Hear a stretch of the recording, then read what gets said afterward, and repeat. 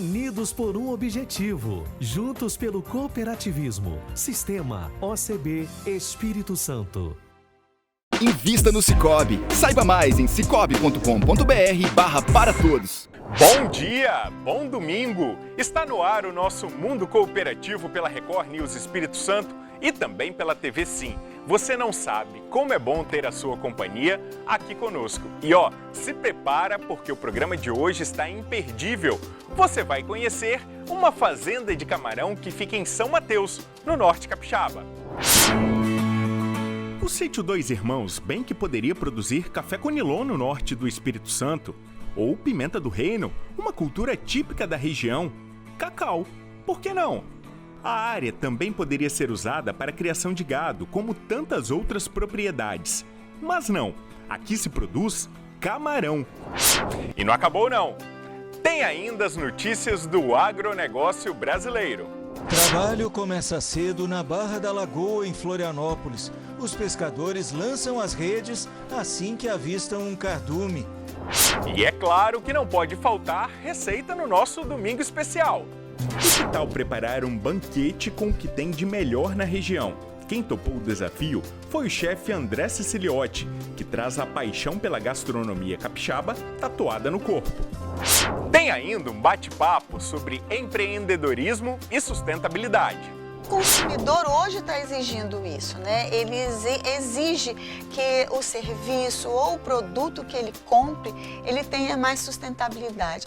E quando a gente fala em sustentabilidade, o que é isso? Será que todo mundo realmente entende o que é sustentabilidade?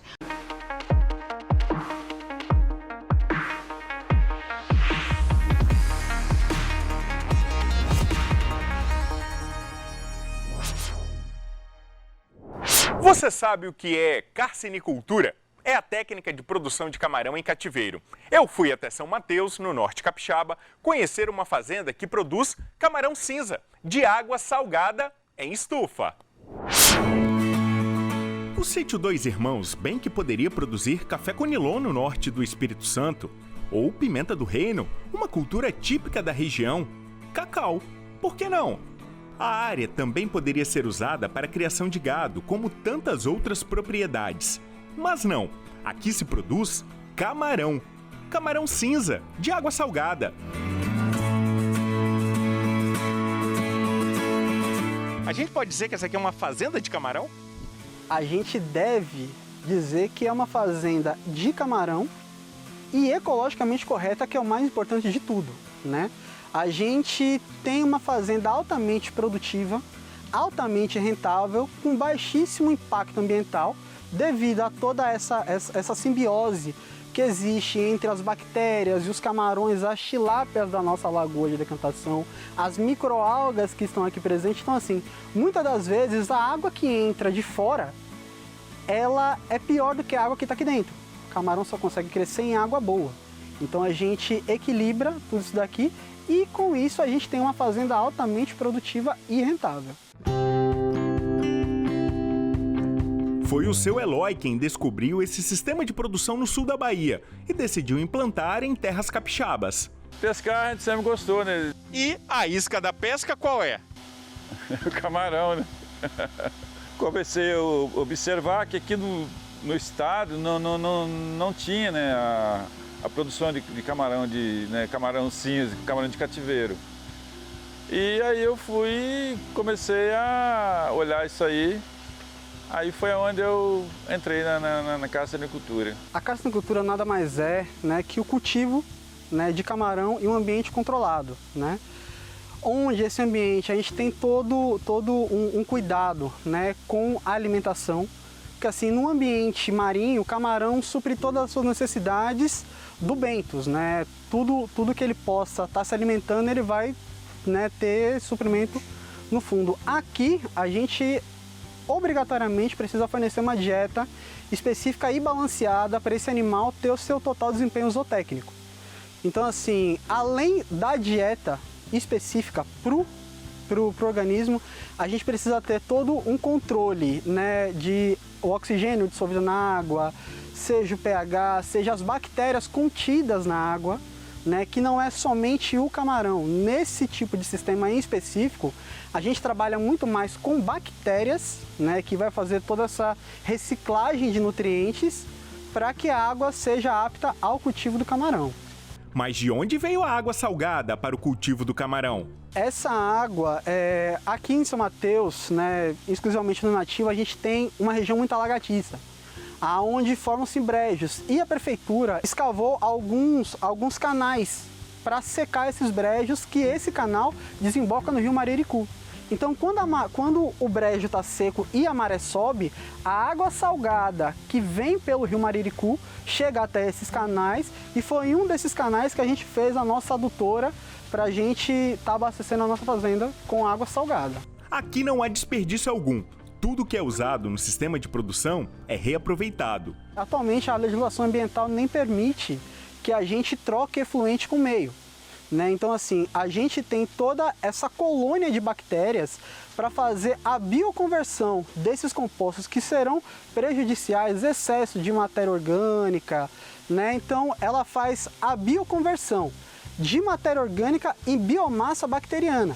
E essa biomassa bacteriana, além de favorecer todo o equilíbrio e a homeostase da água, ela favorece o crescimento por exemplo, de tilápia, né? Porque essa biomassa bacteriana que é formada aqui, ela é drenada todos os dias pelo tanque de decantação, e essa biomassa ela é rica em proteína, rica em ácidos graxos, em vitaminas. Então, assim, o que a gente tira daqui de expurgo, de lixo, vamos dizer assim, ela é direcionada para a lagoa de decantação, aonde ocorre todo o processo de mineralização dessa matéria orgânica pesada em biomassa de peixes e tudo mais. Então essa água não sai, a água que entra não sai, ela é desinfetada e fica em ciclos, né, fazendo essa recirculação do tanque de produção para a lagoa de decantação.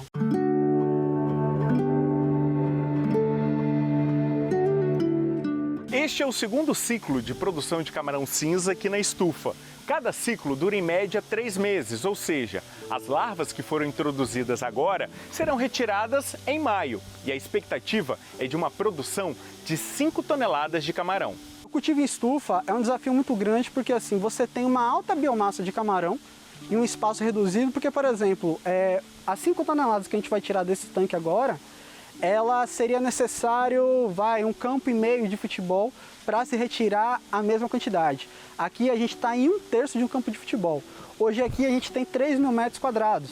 Se fosse trabalhar no sistema semi-intensivo, a gente teria que ter 15 mil, 20 mil metros quadrados para se ter essa mesma quantidade de camarão. E se você fosse retirar essa mesma quantidade de camarão do mar, você teria que passar o arrasto uma área muito maior. Exatamente. Tanto que a pesca extrativista, ela já atingiu um limiar, né? A produção anual da pesca do camarão, ela não sobe nem desce, ela se mantém estagnada. Quanto à aquicultura, ela cresce porque a população está crescendo. Se a população está crescendo, a demanda por alimento cresce junto. E só a pesca extrativista não vai conseguir suprir essa demanda. Então é necessário os modelos produtivos que gerem essa biomassa para essa população. Aquela premissa que o agro não para realmente é verdadeira. Se o produtor rural não produz, a cidade não come, ninguém come. Então, assim, além de produzir a alimentação, a gente está produzindo o alimento de uma forma biosegura, sem agredir o meio ambiente, sem agredir o ambiente estuarino, que é o berçário de tudo, né? E a gente está com todos os controles bióticos e abióticos aqui dentro, tudo no papel. Mas para alcançar bons resultados é preciso trabalhar, e trabalhar bastante. Não é só colocar as larvas no tanque e esperar crescer. A gente tem que ver toda essa questão de limpeza, quando precisa de colocar ração, né? Se tiver falta, a gente tem que ajudar a colocar a ração. Essa ração ela é colocada de 2 em 2 horas, dia e noite. A gente tem que pegar a ração, a medida certa que tem que ser. Você coloca em um balde, coloca a medida de água também. Aí você mistura ela para ela não ficar flutuando.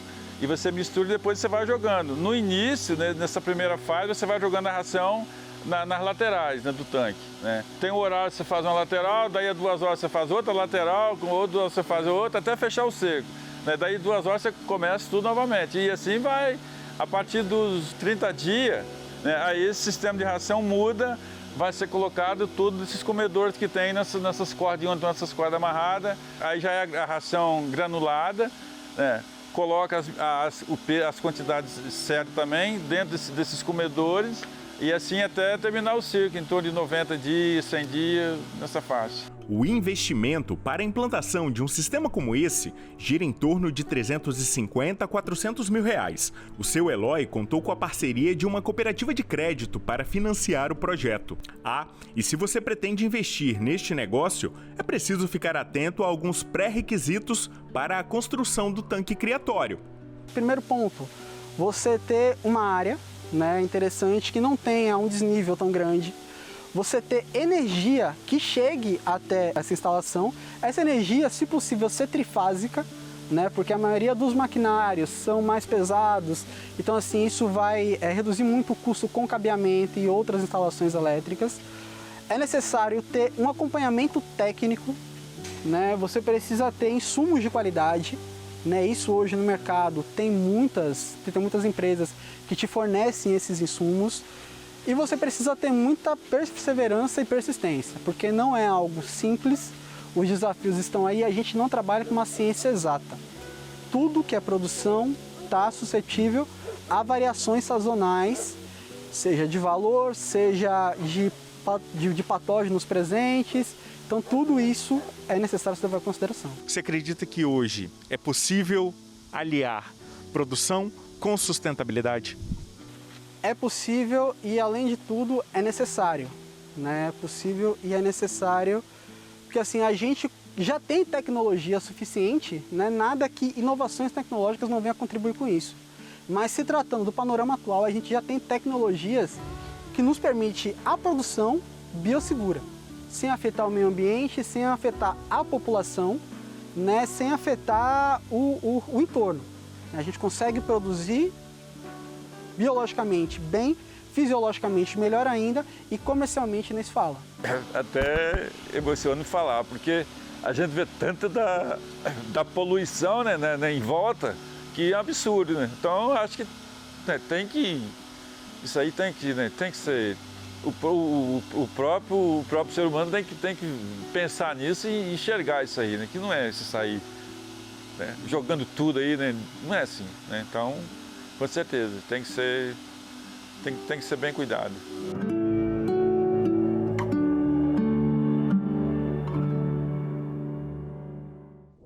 Intervalo, a gente volta já já.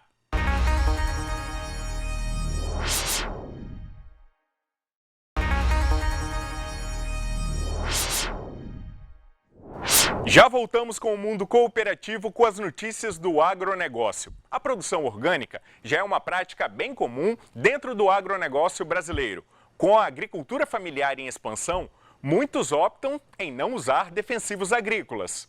João faz parte da terceira geração da família Martelli, que mantém uma tradição que vem de berço, a plantação de bananas. Quem começou a plantação de banana foi o meu avô. Há em torno de 15 anos que começou a plantação. Aí meu pai deu sequência e agora eu estou dando sequência também. Mas se engana quem pensa que aqui é mais uma simples plantação de bananas. É só ver mais de perto para perceber que a produção segue técnicas manuais no cultivo. Isso porque aqui não leva nada de agrotóxicos. Toda a plantação é orgânica. A produção aqui em casa sempre foi orgânica, né? A gente só não tinha certificação. O cuidado, então, a parte de limpeza é feito somente com roçado, não é aplicado nada de agrotóxico. E para a parte também de adubação, adubo é orgânico, não é utilizado adubo químico e não tem segredo nenhum para produzir orgânico. Ao todo, são 3 hectares de plantação de banana e a propriedade já tem a certificação de produção orgânica há 5 anos. E para isso, eles precisam seguir com alguns cuidados, como o cultivo do solo e barreiras vegetativas, que ajudam a proteger a planta e a fruta do vento e do frio, por exemplo. Essas barreiras são formadas pela própria vegetação que fica em volta das bananeiras. Aqui na propriedade é toda composta por barreiras vegetativas compostas por mata nativa que protegem contra o frio, contra os ventos, contra a incidência de pragas e doenças, e também o manejo no geral da cultura que é desenvolvido no sistema de produção orgânico, como cobertura de solo, aproveitamento da massa, da microbiologia do solo. Outra forma de proteção é o ensacamento do cacho de banana, ajudando a proteger do tempo e da presença de pragas. Um trabalho que traz mais qualidade para o produto. Os frutos produzidos de banana orgânica, eles são saudáveis, é um alimento saudável que vai para o consumidor e garante também para o agricultor livre de contaminantes, de resíduos. João cultiva 5 variedades de bananas e com os cuidados que mantém aqui, a produção é durante todo o ano. Um trabalho que está apresentando resultados positivos. Pelos clientes que eu converso, né, dizem que o sabor, principalmente, é bem diferente da banana orgânica para a convencional, né? E é só olhar um cacho de banana pronto para ser consumido para ter uma ideia da qualidade do produto. Estamos na época da florada do girassol e, além de trazer beleza, a planta tem outras vantagens bem interessantes ao produtor. A beleza das flores atrai a atenção de qualquer pessoa. O amarelo exuberante das pétalas e os detalhes do interior da flor formam uma sintonia perfeita da delicadeza do girassol. Muitas pessoas aproveitam essa época para tirar fotos ao lado destas flores gigantes. Mas, além da beleza, o girassol também é uma boa fonte de renda. As sementes são usadas para a fabricação de óleo comestível. É muito procurado por ser considerado uma gordura alimentar saudável. O grão também tem outras finalidades. É uma opção de cultivo durante a entre-safra da soja e é usado na silagem para o gado e na alimentação de pássaros. O Eduardo é produtor de soja e na safrinha cultiva milho e também girassol.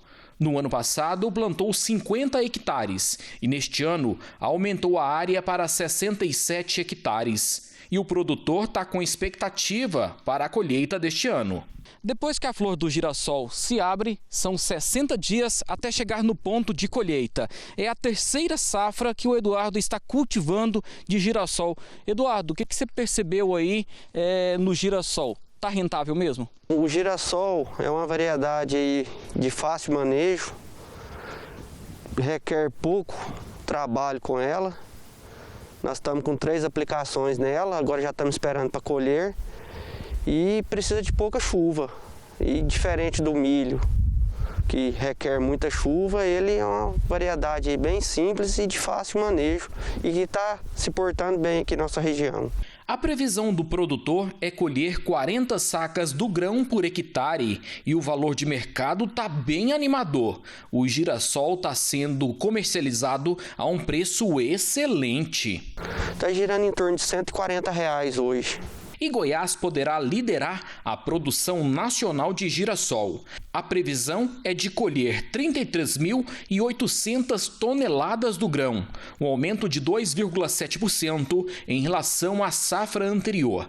Esses dados são de um levantamento da Conab, a Companhia Nacional de Abastecimento. Para chegar a esse patamar, a área plantada aumentou este ano. Está estimada em 20 mil hectares em 2021. A produtividade média prevista por hectare é de 1.700 toneladas do grão.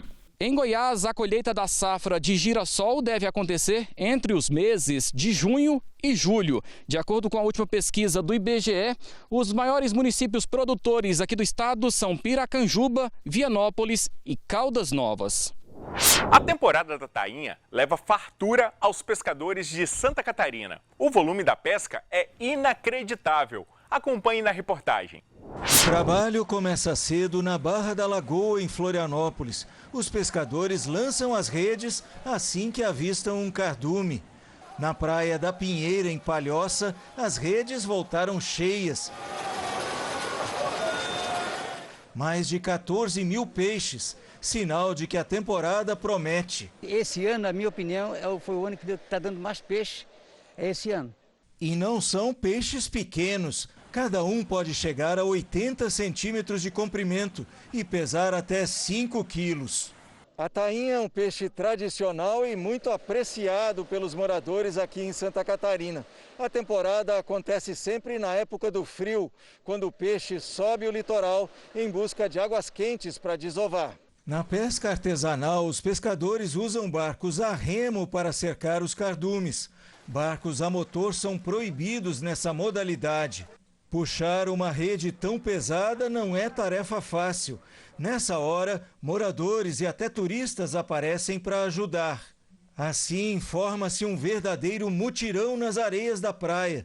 E pela tradição, todo mundo que ajudou tem direito a levar um peixe para casa. Tainha é uma pesca que vem de nossos avós, de nossos bisavós, e essa tradição a gente tem que permanecer.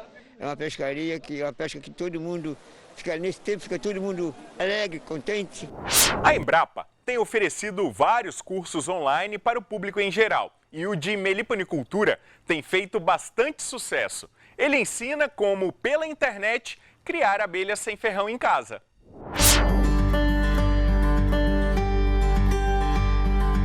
As abelhas e a floresta, um casamento perfeito. As abelhas são parte da floresta. A floresta é a interação dos reinos vivos. Então, tudo na floresta é interconectado. As árvores não conseguem produzir sementes se as abelhas não as auxiliam na polinização. Então, as abelhas elas têm um papel muito específico dentro da ecologia da floresta, auxiliando a reprodução das espécies vegetais. E essas aí são genuinamente brasileiras, nativas da nossa Mata Atlântica. São aproximadamente 300 espécies, mas ainda há muito que a gente descobrir, então esse número com certeza pode ampliar. A jataí, tiúba, uruçu, canudo, borá, né? Alguns exemplos de espécie de abelha sem ferrão que nós temos no Brasil. As abelhas nativas têm uma característica evolutiva muito particular. Elas estão aqui há muito tempo e evoluíram junto com a nossa floresta. Elas têm associações de polinizar apenas algumas espécies específicas de árvores. É por isso que nós temos a diversidade de abelhas também. Cada uma delas realiza um papel e tem uma função ecológica dentro da floresta. E quanto mais abelhas uma floresta possui, maior a capacidade dela de se sustentar e de produzir novas espécies. Então as abelhas têm um papel muito importante também na evolução da floresta. E para a agricultura, as abelhas trazem muitos benefícios. A produção de mel, de própolis, de pólen e também o aumento da produção das lavouras com a polinização.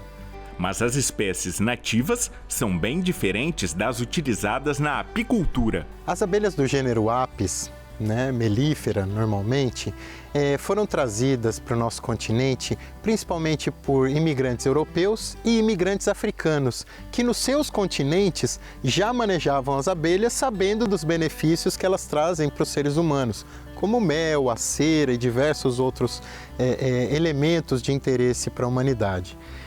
Trazendo essas abelhas, eles introduziram dentro dos nossos ecossistemas uma espécie que a principal característica é a agressividade.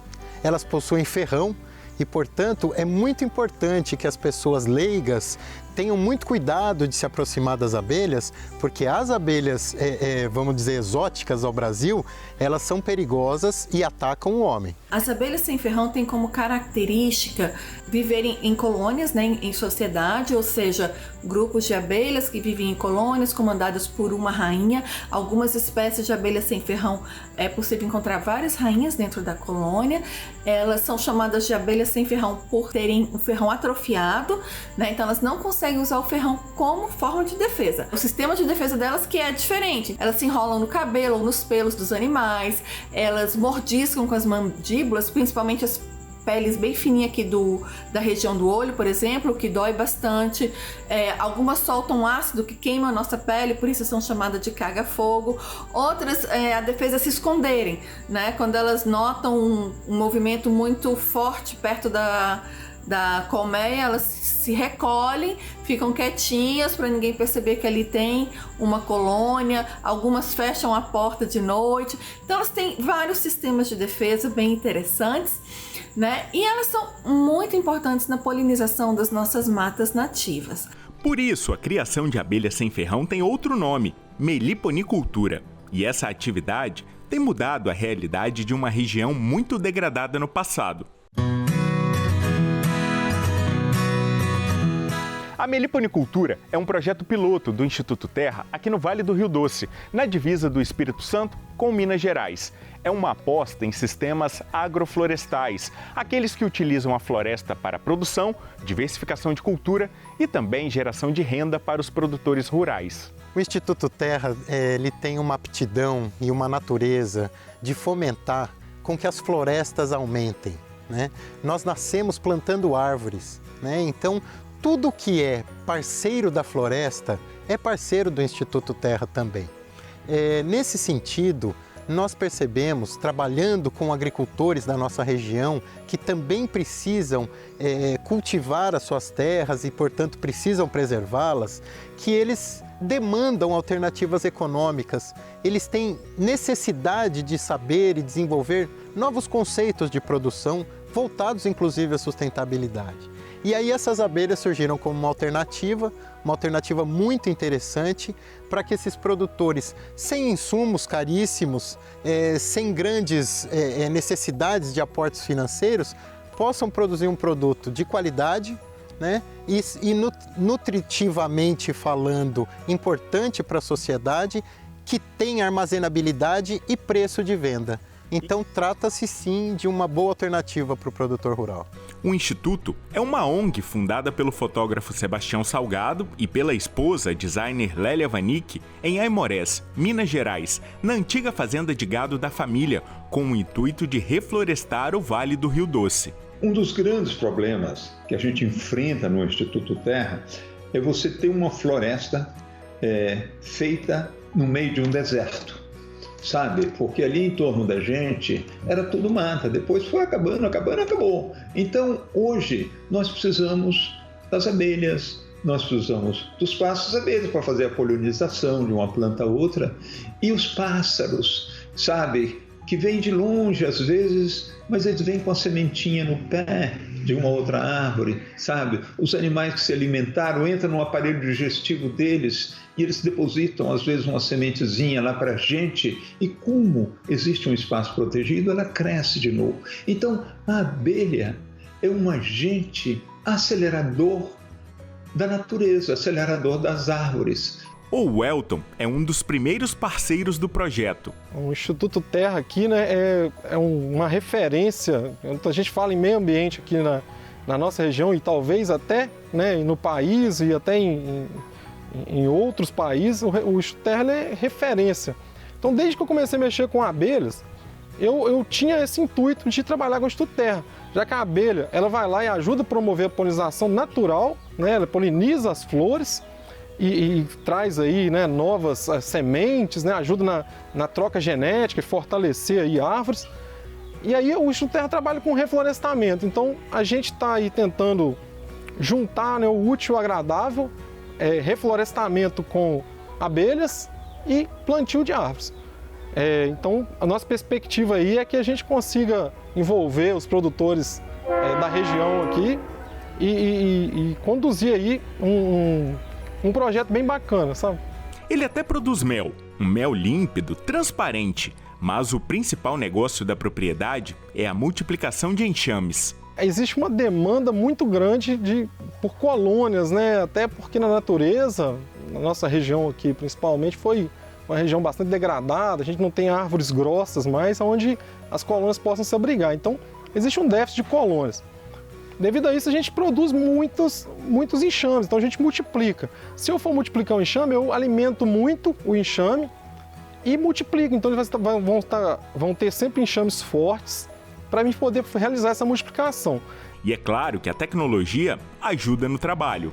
Esse aplicativo ele foi desenvolvido aí por um meliponicultor até, em parcerias, e ele visa a gente rastrear as colmeias, né? Como a gente tem uma quantidade aí, né, de colmeias aí, em torno de 100 colmeias aí, mais de 100 colmeias, é difícil a gente, no manejo, conseguir saber o que a gente fez, né, em uma ou outra. Então, ele ajuda a gente a se orientar, você não precisa ficar abrindo a colmeia, e aí eu já sei, quando eu leio aqui o QR Code com o aplicativo, eu já sei essa colmeia, o que eu fiz nela, qual foi o último manejo, em qual estágio que ela está.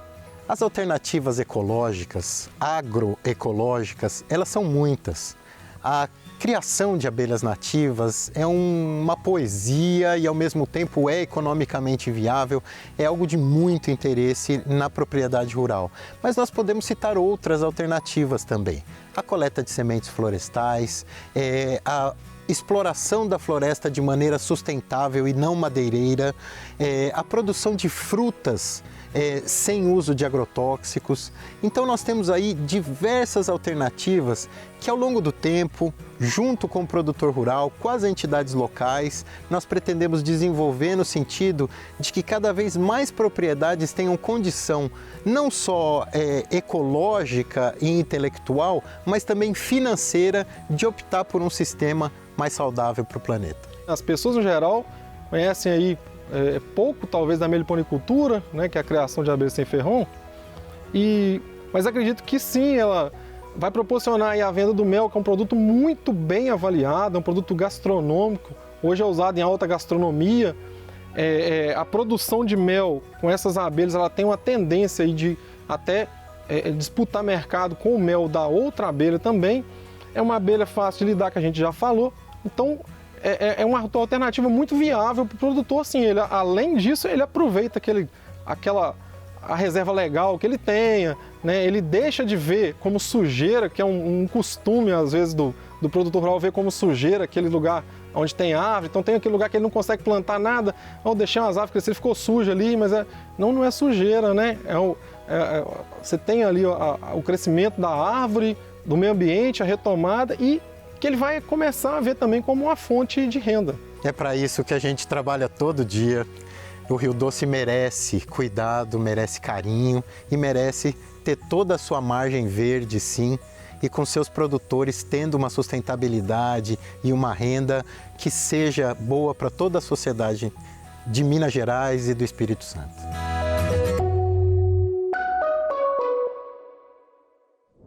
Paradinha rápida para o intervalo aqui no nosso Mundo Cooperativo e nós voltamos já.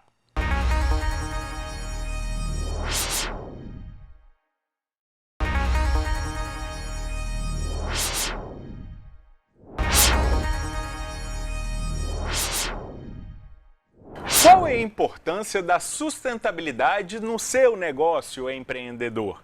Você sabe dizer? Bom, sobre esse assunto, eu vou conversar com a Célia Perim, ela que é analista do Sebrae aqui no Espírito Santo. Célia, bem-vinda. Muito obrigada, Bruno. É importante mesmo a gente pensar em ações sustentáveis nos nossos negócios? Com certeza, Bruno.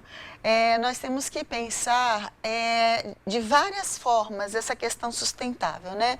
Primeiro, que o consumidor hoje está exigindo isso, né? Ele exige que o serviço ou o produto que ele compre, ele tenha mais sustentabilidade. E quando a gente fala em sustentabilidade, o que é isso? Será que todo mundo realmente entende o que é sustentabilidade? O que é ser sustentável?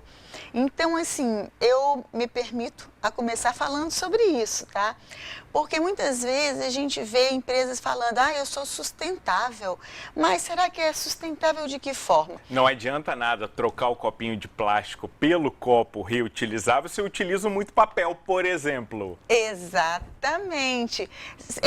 E não só isso, será que realmente eu estou pensando se aquela água que eu estou utilizando, para onde que ela está indo? De que forma que ela está indo? Ela está contaminando o ambiente? Então, isso também tem que ser pensado. Essa água está seguindo um caminho que ela está sendo tratada para chegar nos nossos rios?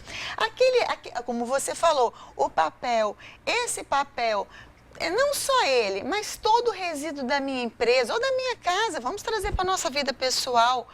Você já parou para pensar, depois que você coloca o seu resíduo na lixeira, para onde que ele está indo? O que está acontecendo com ele? Será que o nosso mundo ele suporta a quantidade de papel como você colocou? Então, será que ele está aguentando essa quantidade de papel que está sendo colocado em algum lugar que nós não sabemos onde que é? Porque nem todas as pessoas sabem para onde que ele vai e o que está acontecendo com ele. Então, assim, são vários processos que a gente tem que começar a pensar. E o empreendedor, ele se preocupa hoje com isso? O Bruno, ele está começando. Graças a Deus, ele está começando a se preocupar, sim. Tá? Até porque o nosso consumidor está também exigindo dele. E não só o consumidor está exigindo dele, como tem outros empreendedores seguindo esse caminho para que ele consiga estar no mercado. A competitividade busca com que ele tenha essas atitudes mais sustentáveis, né? Então, isso está ajudando muito essa nova percepção. E a gente tem um exemplo de uma empreendedora que pensa bem nessa sustentabilidade. A Sara Abner desenvolveu uma linha de cosméticos com a pegada sustentável, mas com a pegada também de proteção ao meio ambiente. Conheça aí um pouquinho da história da Sara. Oi, meu nome é Sara, tenho 36 anos, sou nascida no Rio de Janeiro, capital, mas moro aqui no estado há mais de 20 anos, em Vila Velha, que eu amo, eu falo que eu sou capixaba de coração já. Sou psicóloga de formação, minha formação inicial foi psicologia, mas há 4 anos eu atuo na área de cosméticos naturais e veganos, com uma empresa chamada Divina Fulô. E aí essa área para mim se transformou em uma grande paixão e uma missão, eu falo também, né? Porque paixão na parte de que eu já era uma pessoa que gostava muito, né? Procurava usar produtos naturais, produtos sem origem animal e que fossem também eficazes, mas também menos agressivos, né? Tanto ao meu corpo quanto para o meio ambiente.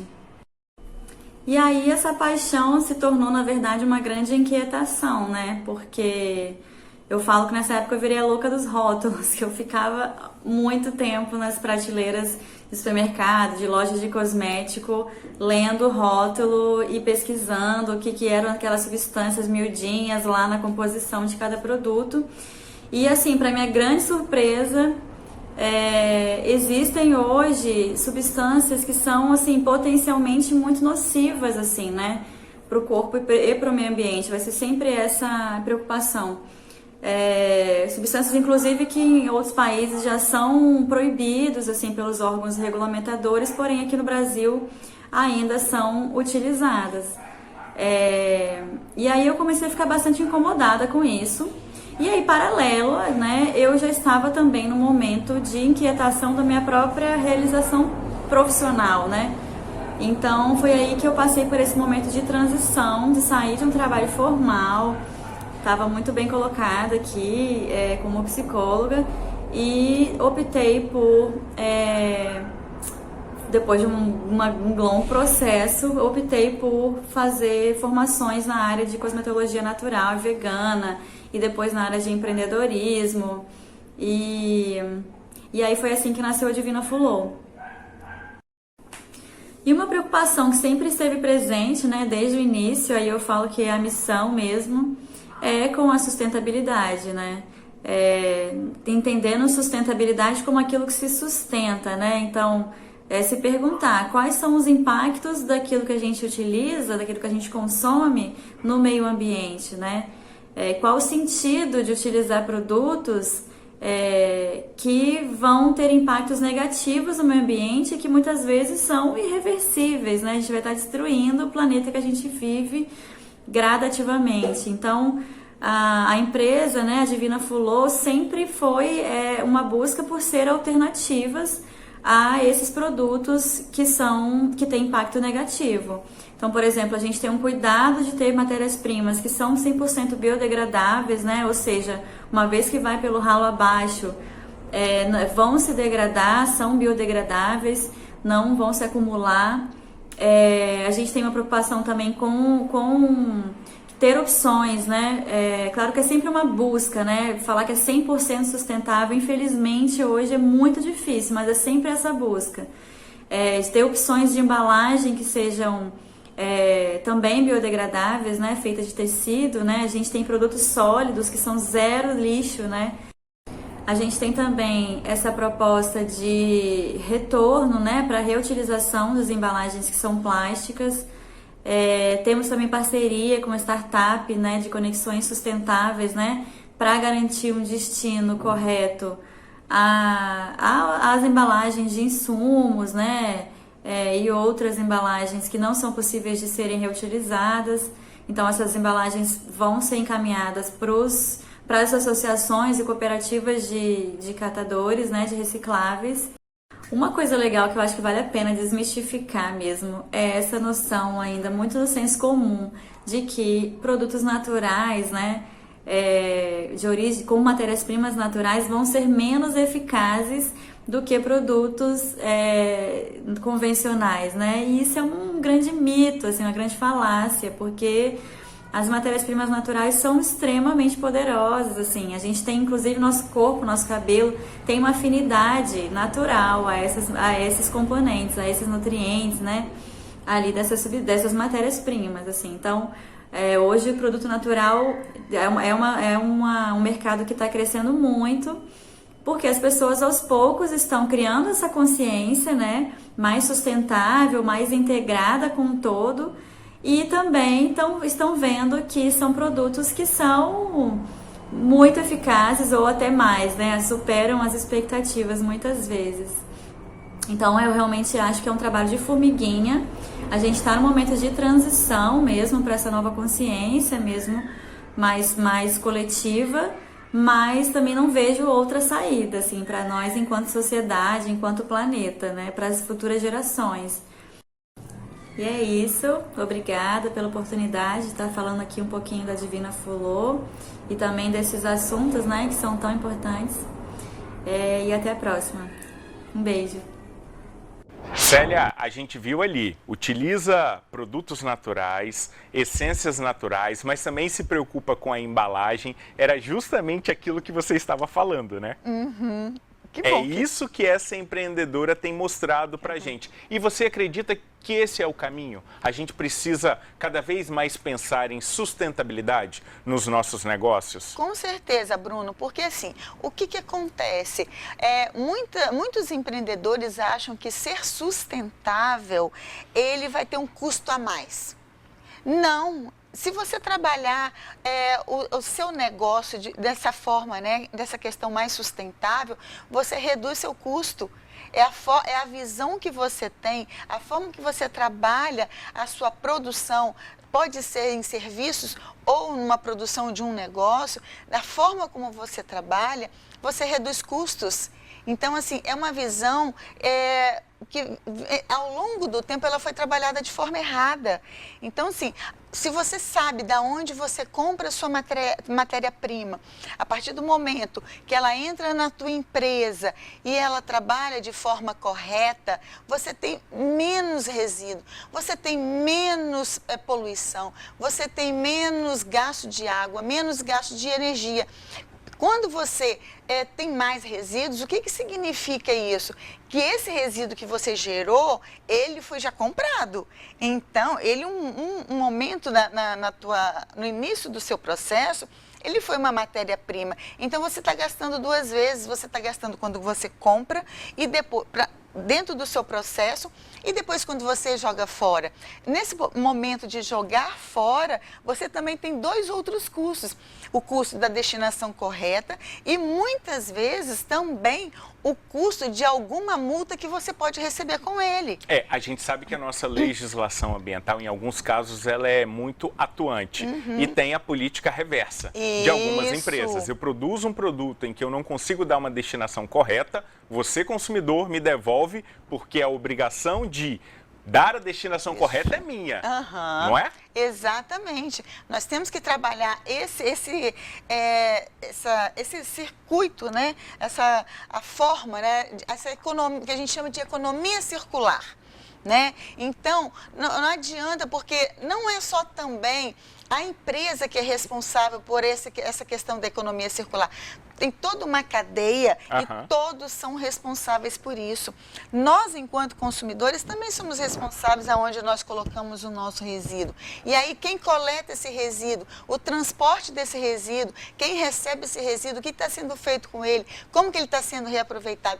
Então, tem uma logística muito grande para isso. Célia, uma perguntinha para a gente já seguir para o nosso encaminhamento final. Como é que o Sebrae pode ajudar o empreendedor a tornar a empresa mais sustentável? Existe curso, existe seminário, existe capacitação? De que maneira o Sebrae pode ajudar? Exatamente, existe curso. A gente tem bastante trabalho de sensibilização com os empresários. Nós fazemos levantamentos para até mostrar para ele aonde que ele está gerando um resíduo ou uma poluição, ou aonde ele está gerando custos para ele que ele não precisaria. Nós temos consultorias tecnológicas para ajudá-los e também pode me procurar, que tem casos e casos. E aí, conversando comigo, a gente pode buscar o melhor caminho. E como é que acha a Célia lá no Sebrae? Como é que a gente faz para achar a Célia? Dá os caminhos das pedras aí pra gente, Célia. Coloca aí, celia.perim@es de Espírito Santo .sebrae.com.br. Lembrando que o Perim da Célia é com N. Isso, é diferente, é com N. A gente vai colocar aqui embaixo na tela para você não esquecer. Repete pra gente, Célia. celia.perim@es.sebrae.com.br. Além de sustentabilidade, no Sebrae também é possível ter todo tipo de capacitação para melhorar o seu negócio, né, Célia? Para empreender, para trabalho de inovação, também trabalho com inovação, estou gestora do Sebrae Lab. Um convite que eu faço é aquelas pessoas, aqueles empreendedores ou os empresários que queiram trabalhar inovação nas suas empresas, nos procurem. O Sebrae Lab está aí, de portas abertas para ajudar. Então vamos fazer o seguinte, já vamos deixar aqui combinado com a Célia que ela vai voltar nas próximas semanas para dar mais detalhes para a gente sobre o Sebrae Lab. Combinado? Combinado, Bruno. Célia, eu agradeço demais a sua participação aqui no nosso Mundo Cooperativo, falando, explicando e mostrando a importância da sustentabilidade que vai muito além de apenas falar. É preciso colocar a sustentabilidade na prática e também no nosso dia a dia, não é mesmo? Isso, nós precisamos agir. Rápido intervalo aqui no nosso programa, nós voltamos já já.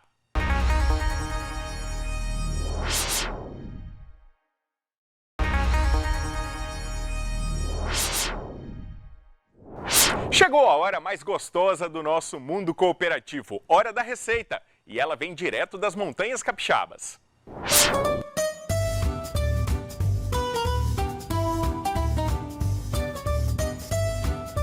Montanhas Capixabas. Uma região cercada por belezas naturais e rica em sabores únicos. Herança dos imigrantes. É impressionante como a paisagem influencia no desejo, né? A gastronomia é isso, ela é mais do que a fome, né? Ela é um encantamento. E comer é esse processo de encantamento. E o Espírito Santo, como recebe imigrantes de vários lugares, então a gente tem italianos em maior quantidade, mas a gente tem alemães, pomeranos, suíços, holandeses, austríacos, húngaros, enfim, é uma infinidade de gostos, de sabores, e isso tudo se mistura a uma geografia que também não é igual. É curioso como a gente pode perceber que saindo do litoral a gente vai encontrando microclimas e vegetações específicas onde esses grupos vão se adaptar. A gente junta isso, obviamente, uma riqueza agrícola muito grande. O Espírito Santo é um grande produtor agrícola, então uma quantidade de hortas, hortaliças, vegetais frescos, cogumelos maravilhosos, enfim, aspargos, que vão se misturando a sabores que são cada vez mais relidos a partir dessas condições concretas. Eu acho que essa é a grande oportunidade que o Espírito Santo oferece para a gente, é experimentar várias culturas num pedacinho de chão pequeno, Porque a gente está falando de um estado que tem 411 quilômetros de litoral. Quer dizer, é um território relativamente pequeno, se a gente pensar na imensidão do Brasil, mas ao mesmo tempo muito rico em diversidade.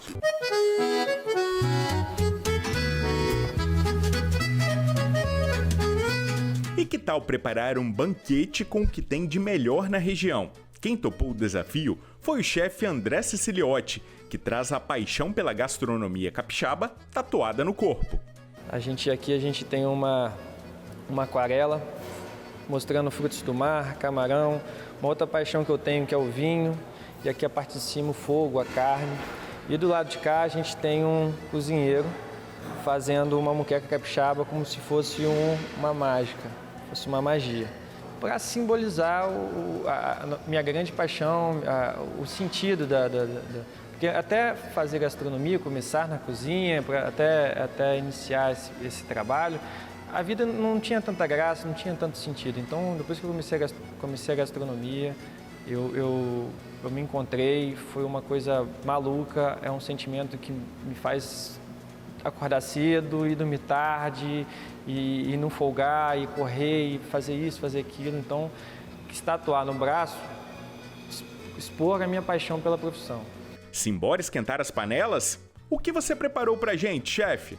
Hoje a gente vai fazer um cardápio tipicamente das montanhas. A gente vai começar com uma entradinha de um cogumelo recheado com queijo gorgonzola. A gente vai usar 3 cogumelos Paris de médio para grande. Vamos limpar o meio dele, vamos levar ao forno, vamos dar um pré-cozimento nesse cogumelo e vamos rechear com mais ou menos 80 gramas de gorgonzola. Vamos levar ao forno, vamos dar uma gratinada nesse cogumelo. Ele pronto, a gente monta com nozes fatiadas, pouco de tomate em cubinhos e manjericão. E ele está pronto para ser servido. Bonito e saboroso. Mas não acabou não. O prato principal é um filé de tilápia com arroz de camarão. Calma, não precisa se preocupar.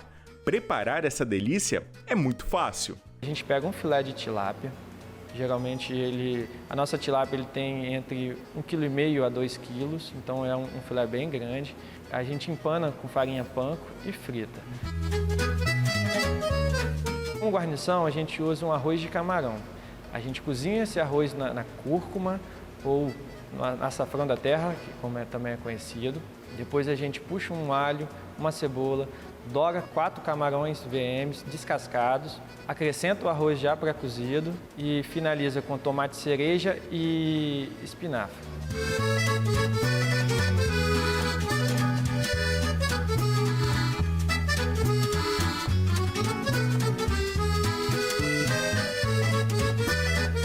E tem sobremesa?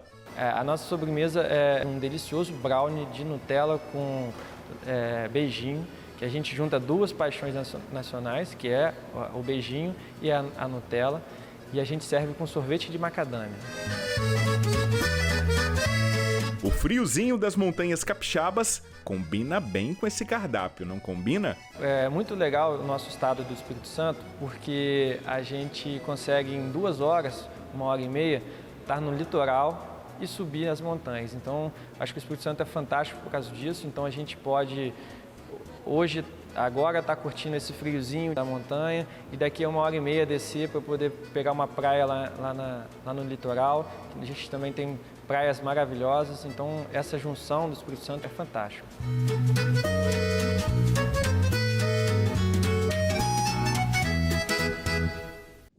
Acabou o nosso programa, eu espero que você tenha gostado. Para rever o nosso Mundo Cooperativo Especial de fim de semana, basta acessar o portal Sim Notícias em simnoticias.com.br. Muito obrigado pela sua companhia e até o nosso próximo encontro. Até lá! Tchau!